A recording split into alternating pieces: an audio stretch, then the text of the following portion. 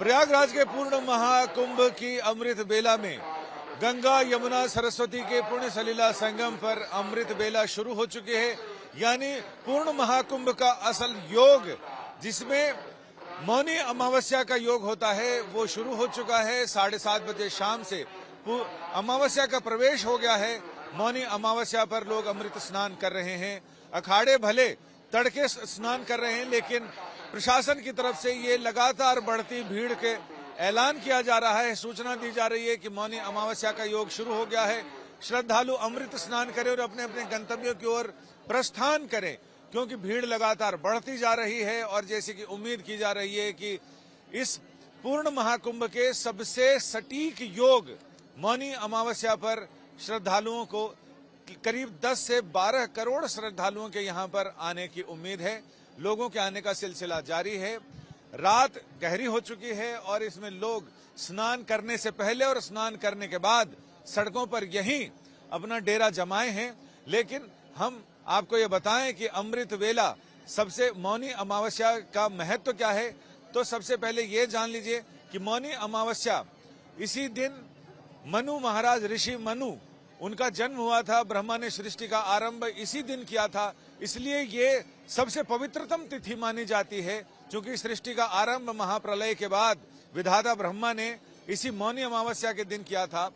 इस दिन के लिए मानते हैं कि इस दिन स्वर्ग से पितृगण, देवगण इस पुण्य भूमि धरा पर आते हैं। लिहाजा लोग अपने पितरों को नमन करते हैं, उनको याद करते हैं, उनका तर्पण करते हैं। तो ये कहा जाता है कि जब स्नान करने के लिए आप जाएं तो अपने पितरों के लिए डुबकी लगाएं और अपने पितरों को तर्पण करें, उनको याद करें।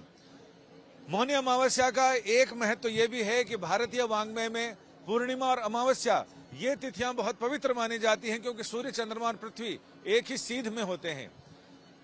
ये मौनी अमावस्या इसलिए भी पूज्य है, इसलिए ज्यादा पवित्र है, क्योंकि इस दिन जो लोग यहाँ आ गए हैं, जो यहाँ संगम में डुबकी लगा रहे हैं मौनी अमावस्या के मंगल मुहूर्त पर, वो तो परम सौभाग्यशाली हैं। लेकिन जिनके मन में मनोरथ है यहाँ आने का, जो यहाँ आने की मनोकामना रखते हैं, उनके लिए शास्त्रों में बताया गया है कि वो गंगा जल में दूध, तिल और जौ ये मिलाकर अपने पितरों को अर्पित करें, ताकि उनको पितरों का आशीर्वाद प्राप्त हो, पितरों की प्रसन्नता प्राप्त हो। इसके साथ ही यहाँ अमावस्या के समय प्रशासन ने श्रद्धालुओं की बढ़ती भीड़ को नियंत्रित करने को, उसे गाइड करने को, उसे एंगेज करने का कई तरह के इंतजाम किए हैं, ताकि सुचारू रूप से ये स्नान वेला आरंभ हो गई है और इसके साथ ही श्रद्धालु आराम से स्नान कर सकें और अपने अपने गंतव्यों की ओर जा सकें। प्रशासन ने इंतजाम किए हैं कि जो लोग बाहर की तरफ से आए हैं, उन सारे लोगों को उन्हीं के नजदीकी गंगा घाट पर या यमुना घाट पर उन्हें स्नान करने का अवसर मिले और लोग अपने अपने घरों की ओर प्रस्थान करें।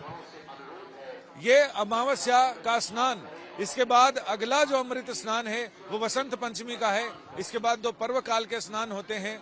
जहां तक रही अखाड़ों की बात, तो सबसे पहले महानिर्वाणी अखाड़ा अटल अखाड़े के साथ स्नान करने के लिए गंगा तट पर आएगा। इसके बाद निरंजनी अखाड़ा अपने आनंद अखाड़े के साथ आएगा और फिर जूना अखाड़ा अपने आवाहन अखाड़ा और अग्नि अखाड़ा के साथ स्नान के लिए आएगा। इसके बाद वैष्णवों के अखाड़े आएंगे। वैष्णवों के अखाड़े दिगंबर, निर्वाणी और निर्मोही। इसके बाद 2 उदासीन अखाड़े आएंगे और फिर निर्मल अखाड़े के साधु स्नान करेंगे। जब तक निर्मल अखाड़े के 6 साधु स्नान करेंगे तब तक संध्या हो जाती है। 7:30 बजे शाम मंगलवार से मौनी अमावस्या का मुहूर्त शुरू हो चुका है और अगले दिन बुधवार को शाम 6:30 बजे तक मौनी अमावस्या रहेगी। इसलिए ये ऑस्पिशियस, इतनी पवित्र तिथि है कि इस दिन स्नान करने से कोटि कोटि पापों का नाश होता है, बल्कि अक्षय पुण्य की प्राप्ति भी होती है। कैमरामैन संजय समीर के साथ संजय शर्मा, तीर्थराज, प्रयाग आज तक।